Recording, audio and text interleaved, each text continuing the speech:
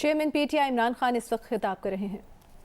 ترکی کے لوگوں کے لیے پاکستانی قوم کی طرف سے ہم افسوس بھی کرتے ہیں، اظہار یکجہتی بھی کرتے ہیں، اور ہم دعا کرتے ہیں کہ اللہ وہ ان کے گھر والوں کے لیے، ان کی فیملیز کے لیے جو کہ زخمی ہیں اور جو اس دنیا سے چلے گئے، ہم سب ان کے لیے دعا کرتے ہیں۔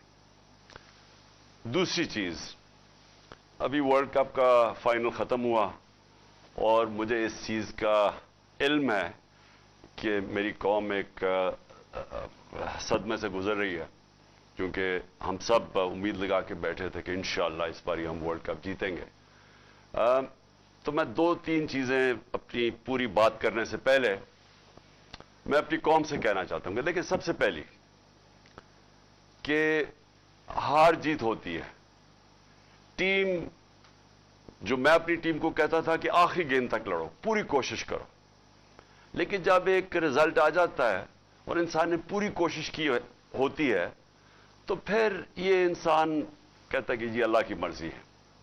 اور یہ ہمیشہ میرا اسی میں سوچ تھی کہ ہم بڑی ٹیم نے جان ماری، اور خاص طور پہ جس طرح وہ آخری گیند تک کوشش کرتے رہے، لیکن جو انسان کے ہاتھ میں نہیں ہے، وہ شاہین افریدی کو وہ انجری ہو گئی، تو اس کا تو کوئی کچھ نہیں کر سکتا تھا، اور بدقسمتی سے اس ٹائم پہ ہوئی جبکہ اس کا وہ بہت امپورٹنٹ مرحلہ تھا اور وہ فرق پڑ سکتا تھا۔ میں نہیں کہتا جیت سکتے ہیں، لیکن وہ اس ٹائم پہ تھی کہ گیم چینج ہو سکتی تھی۔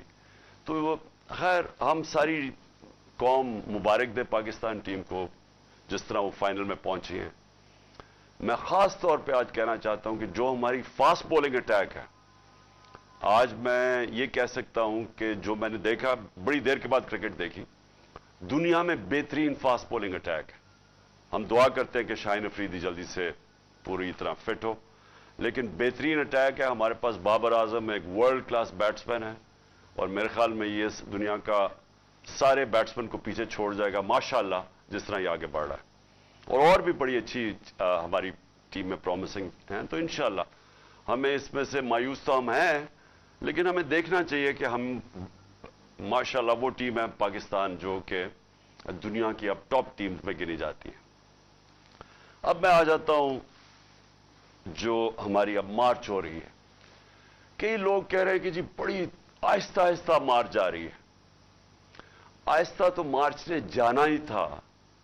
جب ایک حملہ ہوا وزیر آباد میں اور سب کے سامنے ایک مجھے مارنے کا جو پوری سازش تھی، تو اس کی وجہ سے جو ہوا وہ تو مارچ نے آہستہ ہونا ہی تھا۔ اور میں یہ مارچ کا پہلے آپ ساری قوم کو بتا بھی دوں کہ یہ کیوں ہے، کہ اس کے اوپر بڑا پروپیگنڈا ہو رہا ہے کہ جس طرح پتہ نہیں کیا ہم ملک پہ ظلم کر رہے ہیں۔ اپنی قوم کو یاد کرانا چاہتا ہوں کہ میرے 3.5 سال میں 3 لانگ مارچز ہوئی، بلکہ ایک چوتھی ہوئی تھی جو کہ راستے میں رک گئی تھی۔ 4 ہوئی تھی لانگ مارچز۔ تو کیا وہ غیر جمہوری چیز تھی؟ پوری انہوں نے کوشش کی گورنمنٹ گرانے کی، مقصد چاروں کا ایک ہی تھا، NRO لینا، یعنی میں عمران خان کو اتنا بلیک میل کریں کہ وہ ان کے کرپشن کیسز ختم کر دیں۔ تو یہ جو لانگ مارچ ہے یہ اس سے بالکل مختلف ہے۔ عمران خان کوئی اپنے کرپشن کیسز نہیں ختم کروانے کے لیے کر رہا۔ یہ ملک کے لیے بہت ضروری ہے کہ اس وقت ہم اپنا جمہوری حق، پرامن احتجاج ہمارا جمہوری حق ہے، ہم اس کو استعمال کرتے ہوئے ہم اس ملک کے اندر صاف اور شفاف الیکشنز کروائیں۔ میں ساری اپنی قوم کو کہنا چاہتا ہوں کہ 7 مہینے سے میں کہہ رہا ہوں کہ جو ایک یہ رجیم چینج سازش ہوئی، جو ہینڈلرز نے اور یہ سازشوں نے مل کے حکومت گرائی ہماری، میں یہ تب سے کہتا جا رہا ہوں کہ ان سے نہ سنبھالی جانی تھی، کیونکہ ان کا ماضی 30 سال سے تو یہ 2 خاندان ملک کے اوپر بیٹھے ہوئے ہیں۔ تو اگر انہوں نے کچھ کرنا تھا تو 30 سال پہلے کر لیتے۔ ان کے دور میں تو بنگلہ دیش بھی آگے نکل گیا، ہندوستان بھی ہمارے سے آگے نکل گیا، اس سے پہلے ہم ان سب سے آگے تھے 90 کی دہائی تک۔ تو انہوں نے اگر کچھ کرنا ہوتا تو کر چکے ہوتے۔ تو ان کو جب جنہوں نے بھی لے کے آیا اور ہینڈلرز نے بٹھایا ہمارے اوپر، मैं तो 7 महीने से कह रहा हूं कि ये मुल्क को तबाही की तरफ लेके जा रहे हैं। मैंने माइशत के ऊपर बताया कि इनसे नहीं संभाली जाएगी, क्योंकि जो माइशत छोड़ के गए थे वो तो पाकिस्तान को दिवालिया निकाल के गए थे 2018 में, तो अब इन्होंने कैसे ठीक करनी थी? जो एक मुल्क के माइशत को तबाह करें वो ठीक तो नहीं कर सकते।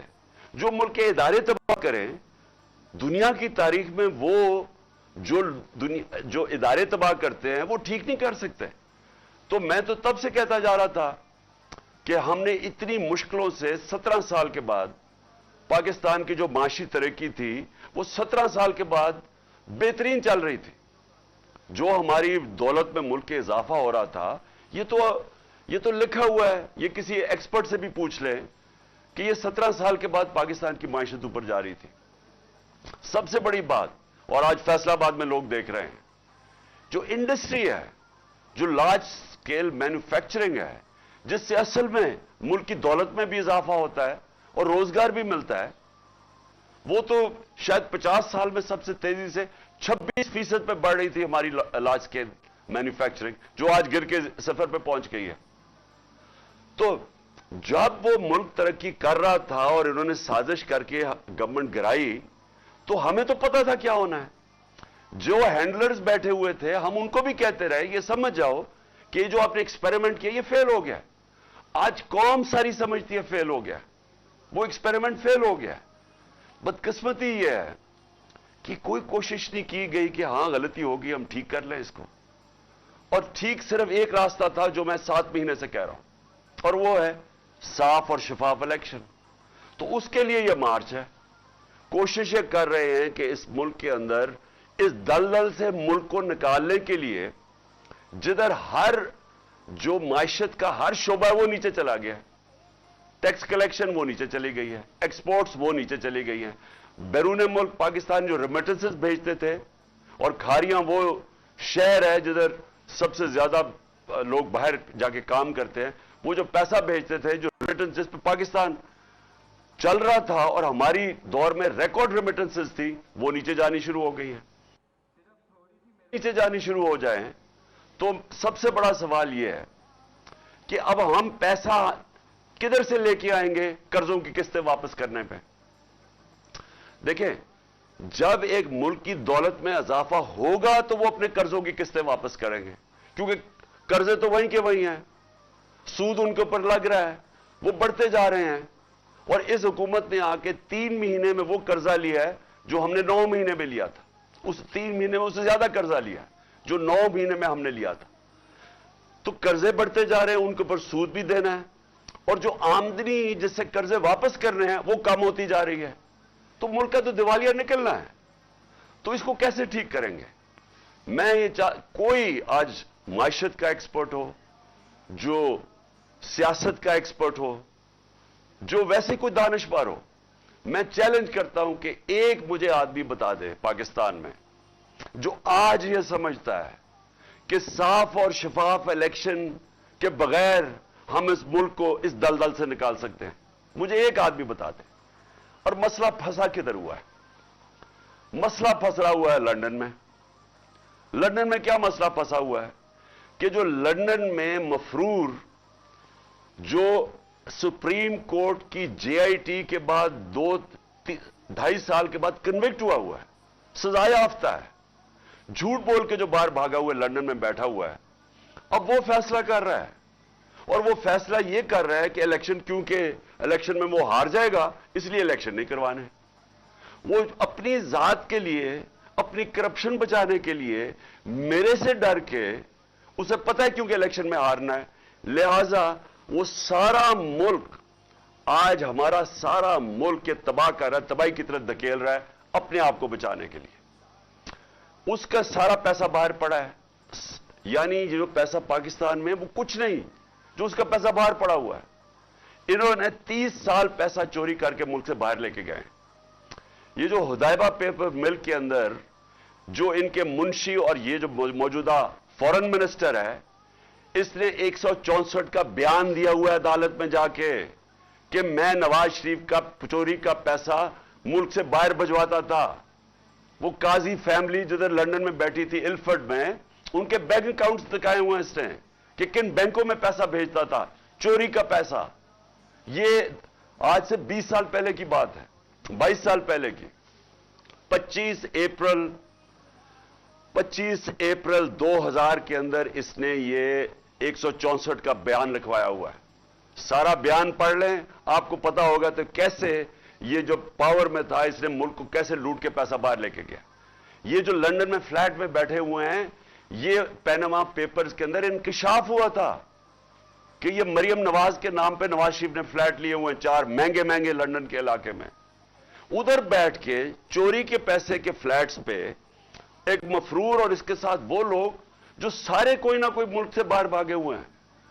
इसहाक डार के बेटे बाहर भागे हुए हैं, नवाज शरीफ के बेटे बाहर भागे हुए हैं, शहबाज शरीफ का बेटा वो सलमान शहबाज बाहर भागा हुआ है, उसका दामाद बाहर भागा हुआ है, और शहबाज शरीफ खुद फंसा हुआ है।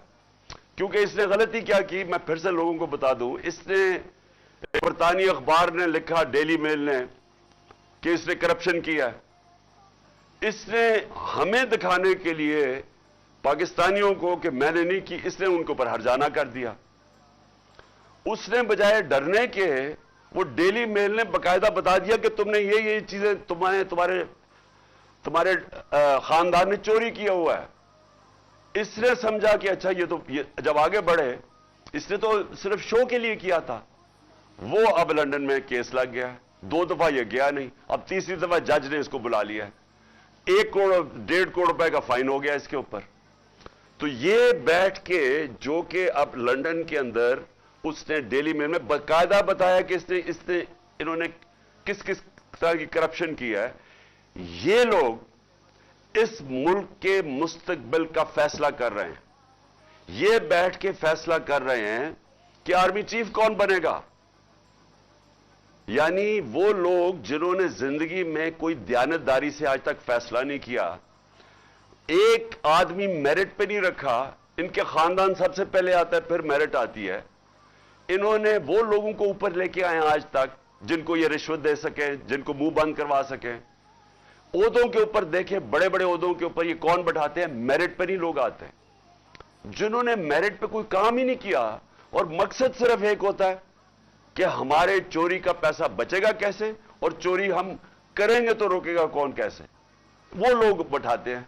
अब ये पाकिस्तान के आर्मी चीफ का फैसला कर रहा है लंदन में बैठ के, और ये फैसला कर रहा है कि क्योंकि इलेक्शन हम जीत नहीं सकते, लिहाजा हमने इलेक्शन नहीं करवाना। बाहर में जाए पाकिस्तान, मुल्क की माइशत नीचे जाए, जो भी मुल्क हो जाए, इनको कोई फर्क नहीं है, क्योंकि लंदन में बैठा हुआ है, पैसे इसके लंदन में है, जब मुश्किल पड़ती है लंदन भाग जाता है, सारी फैमिली लंदन भाग जाती है। इनके लिए सबसे बड़ा अजाब होता है कि हमें ईसीएल पे डाल दिया। मैं इनको कहता हूं कि मुझे ईसीएल पे डालो। मुझे क्यों नहीं ईसीएल पे डाल, क्योंकि मैंने बाहर जाना ही नहीं है, मेरे बाहर प्रॉपर्टीज नहीं है, मेरी कोई बाहर बैंक अकाउंट्स नहीं है, मुझे क्या फर्क पड़ता है ईसीएल में डाल। इनके लिए अजाब हो जाता है, शॉपिंग उधर करनी है, इलाज उधर करनी है, ईदें उधर बनानी है, और बिजनेसेस उधर करनी है, इन्वेस्ट उधर करना है, और उधर पाकिस्तानियों कह रहे हैं कि पाकिस्तान पैसा भेजो, अपना सारा पैसा बाहर रखा हुआ है। तो ये सबसे पहले लॉन्ग मार्च का ये भी मकसद है कि कौम को हम जगाएं कि हो क्या रहा है हमारी कौम के साथ। देखें, मुल्क समझ जाएं, ये पाकिस्तान मुल्क 22 करोड़ का है, इसकी 68% आबादी 28 साल की उम्र से कम है। अगर हमने इन लोगों को सही आईनी तौर तरीका ना सिखाया एहतजाज का, ये श्रीलंका की तरफ निकल जाएंगे। क्योंकि नौजवान तो अब समझ बैठा है, सोशल मीडिया पे नौजवान आ गया है, जितना मर्जी आप मीडिया को बंद करें, जितने मर्जी पाबंदियां लगाएं, जितना मर्जी डराएं इन सहाफियों को, सोशल मीडिया तो चल रहा है, और नौजवान सारा सोशल मीडिया पे है, और उनमें शऊर आ चुका है, और वो देख रहे हैं तमाशा क्या हो रहा है पाकिस्तान से।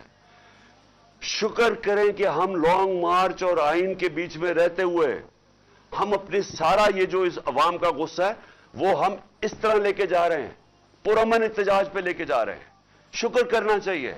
7 महीने से बार बार अवाम आपको बता रही है, सारी कौम को, कि अवाम ने ये जो चोरों को हमारे ऊपर मुसल्लत किया साजिश के तहत, कौम इनको मुस्तरद कर बैठी है।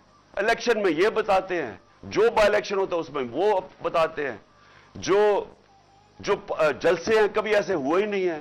مارچ میں جب پبلک نکلی وہ بتا رہی ہے. سمجھا تھا کہ میرے بغیر کوئی نکلے گا نہیں, لانگ مارچ میں دیکھ لیں پبلک نکل رہی ہے. تو پبلک تو بتا رہی ہے کہ ہم یہ جو آپ نے سمجھا ہمیں بھیڑ بکریوں کی طرح, یہ بھیڑ بکری شعور والے لوگ ہیں اور یہ آپ کو ایک سگنل دے رہے ہیں. اور انشاءاللہ جب یہ مارچ پہنچے گی پنڈی, اور میں جب انشاءاللہ وہاں پہنچوں گا تو ساری قوم اب دیکھے گی. سارے پاکستان سے لوگ آ رہے ہیں پنڈی. اتنی کبھی پبلک نظر نہیں آئے گی اس ملک کی تاریخ میں جو آنے والی ہے پنڈی. اور وہ صرف ایک چیز کہہ رہی ہے, ہمیں بھیڑ بکریاں نہ سمجھو, ہم ان چوروں کو نہیں تسلیم کرتے. ہم الیکشن چاہتے ہیں, ہم فیصلہ کرنا چاہتے ہیں کہ اس ملک کی قیادت کون کرے گا. کوئی بند کمروں میں یا کوئی بیرونی سازش کے تحت ہم کوئی نہیں حکومت کو قبول کرتے. قوم کہہ بیٹھی اور یہ کہے گی جا کے انشاءاللہ جب پنڈی پہنچیں گے. اور میں دو اور باتیں کرنا چاہتا ہوں.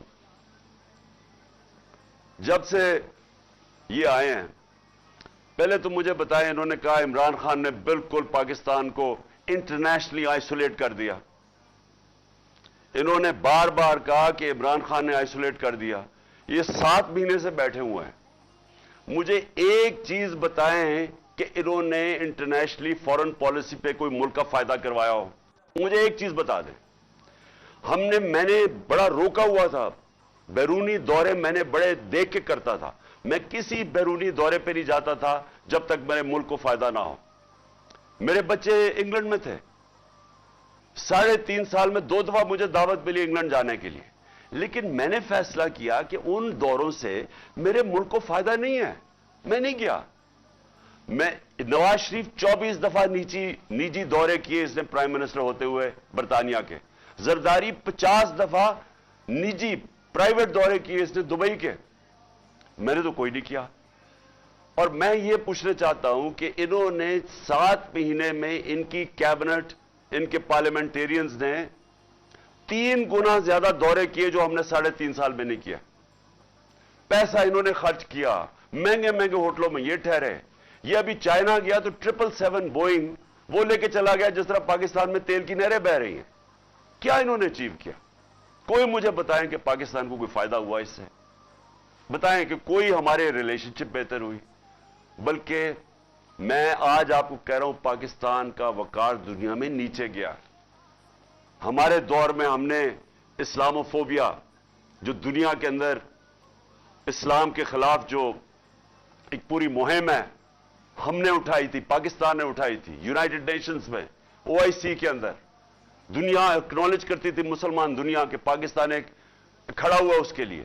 ہم نے, میرا سارا جو ہماری باقی ملک سے تعلقات تھے وہ یہ نہیں کہ میں کسی سے کوئی لڑائی کرنا چاہتا تھا, میں خوددار پالیسی چاہتا تھا, آزاد فورن پالیسی چاہتا تھا. میں وہ فورن پالیسی کے اوپر کام کر رہا تھا جس سے جو پاکستانیوں کے مفادات کے لیے ہو.